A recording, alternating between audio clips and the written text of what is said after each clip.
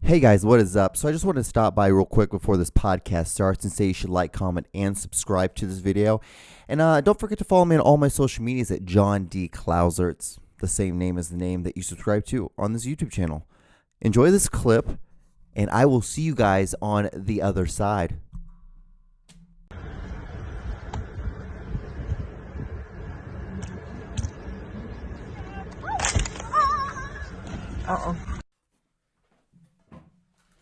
All right.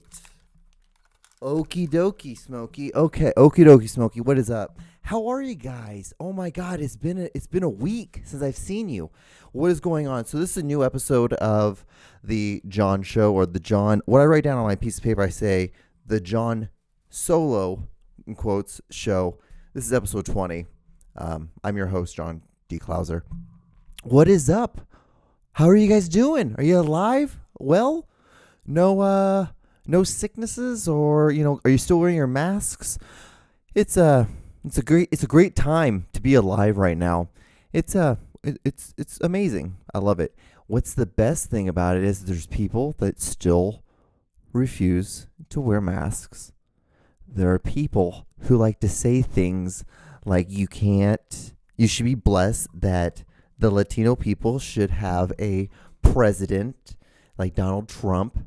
That's something great that was said. I don't understand. So I was going to just kind of briefly go by that, but you know what? This is the thing, guys. Listen here. I set all this stuff up to do this podcast, and when I'm doing it, I'm like, okay, I'm going to set these lights up looking all good, camera good, like leveled, right, good to go, microphone, audio equipment, good to go. Okay, we're good to go. And I'm like, the thing that I am the most like petrified of beginning of this podcast is the first 2 minutes of this, because I'm always like, how hard are you going to crash and burn, John? And I build myself up. I'm like, you just got to do this. This is like Game 7. This is like your Michael Jordan moment. You got to come out hard. You got to come out swinging, because I assume after 2 minutes, if you're still here after 2 minutes, then like I guess you're here for the ride, I'm going to assume. And so we're here. But the thing that I was going to talk to you guys about, I was going to just kind of briefly talk about, but you know what? Since we're here, this Goya, I don't know if you're familiar with it. If you're not, they make a lot of Latin seasonings, or seasonings that like a lot of Latins, and like basically a lot of Puerto Ricans use, actually, to tell you the truth. Puerto Ricans are the big ones. You don't want to make Puerto Ricans upset. You don't want to make them upset. But the thing is, the CEO, if you're not familiar with the story, a couple of days ago, literally this week, the CEO, this is actually Monday the 13th, about 12:40 in the morning. It's a great time. It's a good time to be alive. And what he did earlier this past week was that he said that Latinos should be grateful that they have a president like Donald Trump. Now, the thing is, that would be a right statement to say if, one, you weren't a third-generation immigrant Latino from Mexico. That would be good if you weren't the CEO to a heavily based Latino spice company. This would be this would all be good if you just didn't do that. And I understand. So this is the thing. I was super upset when it first came out, when I first heard it, because the headlines, if you hear that, you hear Latino CEO of a spice company says that Latino people should be happy that they have Donald Trump as their president. You hear that, you're like, okay, this guy's kind of a dickhead. I get it. Now, he was there because Donald Trump was having a Latino, CEOs of Latino, of companies that were run by Latino people, Latino citizens, whatever.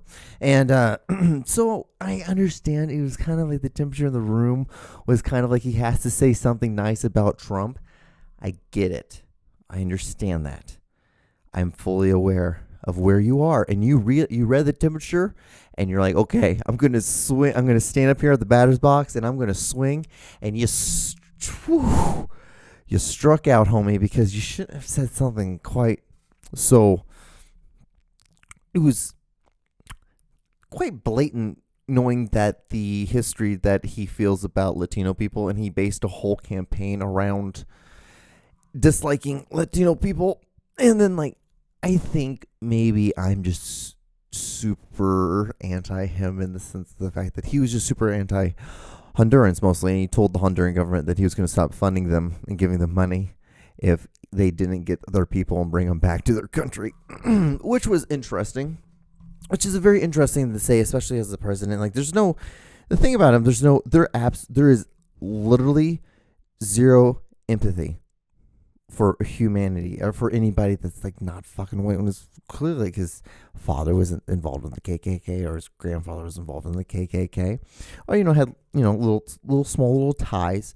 So I get it, but it's just as a CEO, especially as a Latino, who's also like, dude, you're much as Latino as I am, as much as like anyone, like you, like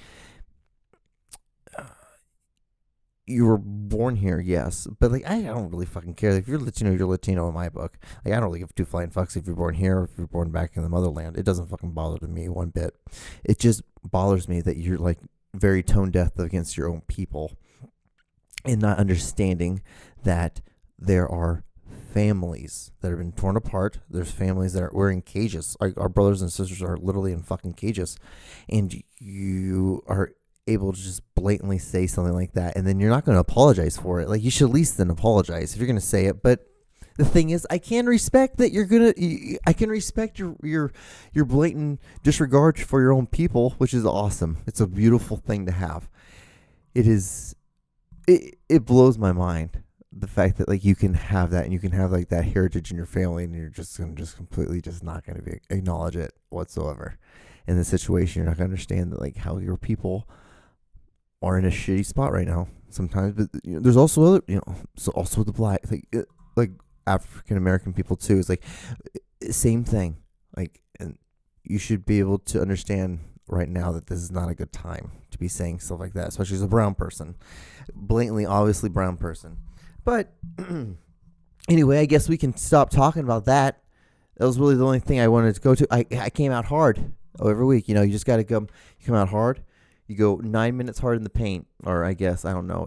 I have 20 minutes and 50 seconds left, so I guess like mostly like 8 minutes. Anyway, so hope you guys are doing great. Hope you're doing swell. Yeah, another week of Corona. Isn't it beautiful? Hope you're wearing masks. We've gone over this already. And then has the saying, "My dog ate my homework"? Has anyone actually ever gone to school and had someone use that as an excuse? Like, is that even a way of? Is that it? I wonder if this is bombing as hard for you as it is. Like, and every once in a while I'll hear like a cough or something like that, or like the house settles, and I can hear that. I feel like that's just like a way of like the universe letting me know, like, hey dude, or the ghost that's in this house saying like, hey dude, you bombed on that joke, and so you should probably move on to something else. And the great thing is, like, I love it. One of the I learn so much more when I bomb on something than I do when I when I say something halfway decently funny, which I'm not the most intelligent person in the world, so not a lot of stuff that I say isn't that funny, unless I'm like wearing a clown nose and it goes honk honk, something like that. That's funny, and that always will be funny. And I don't care who you are. You know that. You know I'm right. Every once in a while I'll stop, and I'll be about to go into a rant, and I'll stop and I'll look right into the camera lens, and I'm like, these have been your choices you've made, John. 31 years old, talking to a camera in a room with a microphone. And what's so funny to me is that that this is normal. It's so normal to me because I've done this since I was a kid. I've had little tape recorders, walked around, talked into them, talked to myself. Like, moved on, got other bigger things. I got like a 4-track player, got a microphone, talked into it to myself. And like the only thing that's added is like I have a camera now, better audio equipment. It's like, it's hilarious. But the thing is, like, how I look at it is, it's like you just got to do it. You got to put your foot on the pedal, and you got to go game 7 all the damn time. All the time. And that's how I kind of treat it. But it's awesome. It's really, and it was so funny because that was supposed to be like a interesting segue to a thing. And the thing is, you gotta accept sometimes you're gonna fail.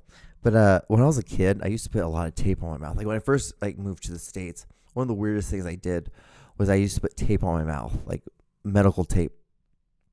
From my mom she was on overnight. She worked overnight in the hospital, and so she would have all this medical tape, and I'd just take it and I'd put it on my mouth and I'd just rub on my. It was the weirdest thing. And then I'd just rub on my lips. Oddest thing in the world that I did. And I remember before I started going to school, and I realized I'm like, okay. My parents were like, John, you got to stop doing this because this is kind of weird. This is kind of weird. And I'm like, what? And I'm like, I don't understand. Like, how's this weird? And then one day I remember I had tape on my mouth and I was in the bathroom and I looked at myself and I'm like, this is kind of weird. I got to stop doing this shit. Like, people are going to make fun of me for this. Like, and I'm going to end up having like really weird moments. Something weird's going to happen because of this. Like, and it's not going to be good. And I'm not going to like how people treat me if I keep on allowing this to be like a habit. But like, yeah, as a kid, I never sucked my thumb. I never did things like that. I thought that was gross as fuck.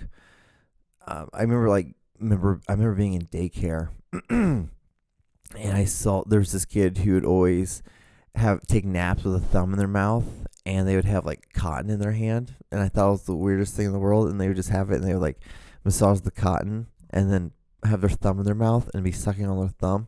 And I thought it was one of the most grossest things I've ever seen. And like, I remember I never ever slept through any of those like nap time things. I'm like, this is fucking stupid. Like, I'm like, I don't need this. Like, these kids are fucking tired. Like, how are you fucking tired? Like, dude, we just fucking got going. And then like, now you're stopping it. And now we're sitting here. I'm just going to have to lay here. And I remember just laying on these cots, those cots that smell like bologna and like farts. It was just, and then you'd have to bring your own pillow and have your own blanket, and you can, at least like at the ones that I went to, like these private Jewish ones, these Jewish like daycare things I went to, and like they would have, and like we would always have to have like a cover on your pillow. And like, you can never let anyone else use your blanket because they were always super scared of lice. They were scared of lice being transferred around. Isn't that the days when we all had to worry about was just lice? And then if someone got lice, you could just shave their head off, and that shave their hair off, and then that'd be it. Couldn't we? Don't you wish we could just go back to those times? It'd be so much easier, so much better. But yeah, I was thinking about it like before I was doing this podcast. Like, what was on the youngest memories that you had? And I remember the tape thing. And the tape thing, I was like, oh yeah, I'm like going to like daycares. And then I remember I went to a Jewish one, and then after that I went to a summer school, and it was by my mom's work. And I remember the reason why I did that because my mom didn't want to have to drive all the way, have a babysitter all the way like out of town, which was like 25 minutes, and then have to go back into town, like shit out of town, and then have to go back into town because that's where we lived, was in town. And so what she did was like, she found this daycare thing that was close to her hospital, but it was a Catholic church. And then I remember they had a festival, and they had what are they called? Like basically like a reenactment. Yeah, there's a reenactment of Jesus being crucified, which was really fucking creepy. And it scared the living shit out of me when I first saw it. And my mom was like, "Yeah, John, let's go. We're gonna get out of here." And like, there's people dressed up like the soldiers with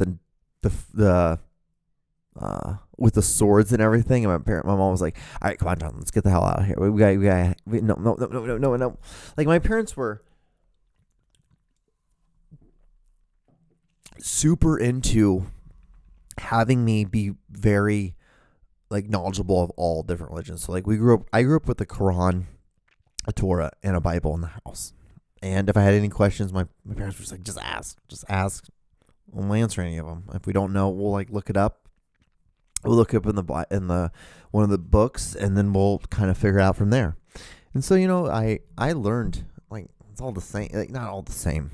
In the sense, it's all in the sense of like there's a God, and then like there's just a different sales guy at the car dealership. It's like, do you want to one of them's trying to sell you a Mercedes, the other one's trying to sell you a BMW, the other one's trying to sell you an Audi. Like, it's basically this how it is. And awesome, super cool. And then like, but yeah, it was. And then like growing up, we went to Israel, got to see, and then like later on, like after like that whole thing, maybe I would say 5 years later, we ended up going to Israel, and I ended up going and I walked like we went and saw all the things that Jesus, like his path he went to get crucified. I know I really stumbled through that, and if you stayed through that, I greatly I thank you, and I apologize for that. I apologize as a grown man. There's no reason for me to be able to stumble through a sentence that bad when like I'm creating the sentence. Like, it's not like I'm having to reenact a sentence that had already been created, and then that's it. Like, that was horrendous, and I apologize. That was awful. That was very, very bad. But what was the weirdest thing about that was that we got to the Dome of the Rock, and there was this alley. There's a place where like the Christians go, and so we went to the Christians part, and there's this hole, and it's supposed to be where the rock that they put the cross into. And I remember my parents getting down on their hands and knees and putting their hand down into this hole that went into like basically like to, I would say, halfway to your bicep. It was halfway, and I'm like, nope, I'm not gonna do that. That seems kind of like, and to this day I still think about that. I'm like, I don't think about like I don't regret not doing it. I just think it was so weird that there was this hole. My parents gave me shit for it. They're like, you really that scared to put your hand in a hole? And I'm like, in the Middle East, putting your hand in a hole, yeah, I'm kind of scared to do that right now. Like, I don't care if I am half Middle Eastern, I don't give a shit. Like, I'm not gonna put my hand in a hole here. I'm not gonna put my hand in a hole in America. So I'm good. I'm not gonna do that. I was always super cautious with everything. That's when we had camel milk. That was the first time I had camel milk. Good shit. It's good stuff. I like it. It's a little bit watery. It's kind of like skim. It's interesting. It's good. It was hot too. It was warm. Super fucking warm.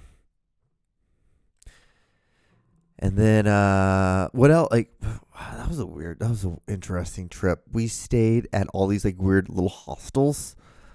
And I remember we stayed in like basically the basement of this hostel.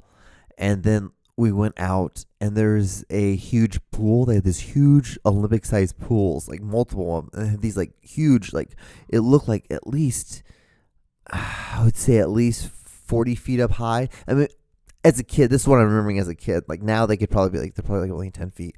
But there was a bunch of like just slides, and you could just slide down into a big pool.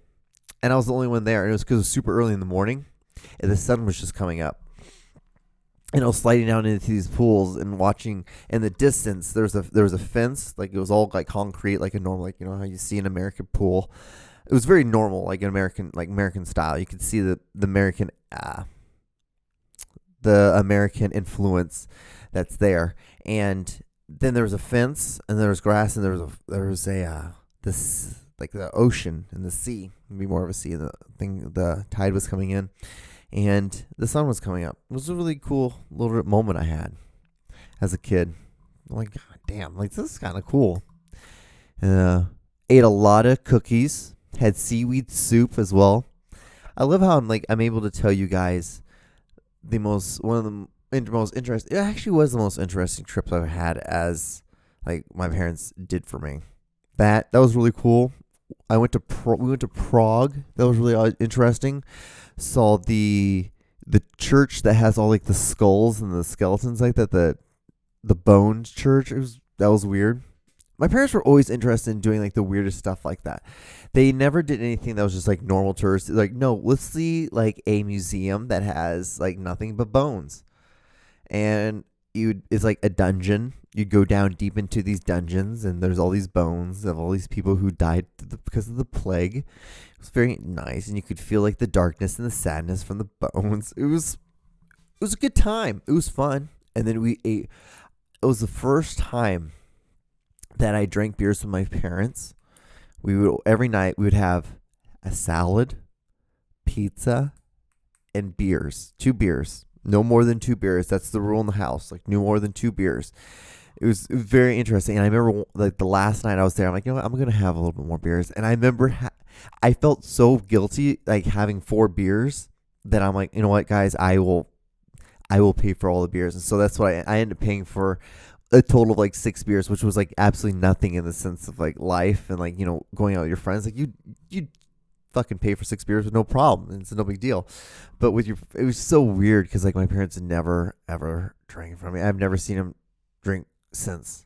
And then like, the one time my mom's called me once drunk, and she called me because she was at a Neil Diamond concert. She said, John, I'm at a Neil Diamond concert. I'm like, yeah, and I can hear it in the background. And I'm like, yeah. She's like, you want a t-shirt? I'm like, sure.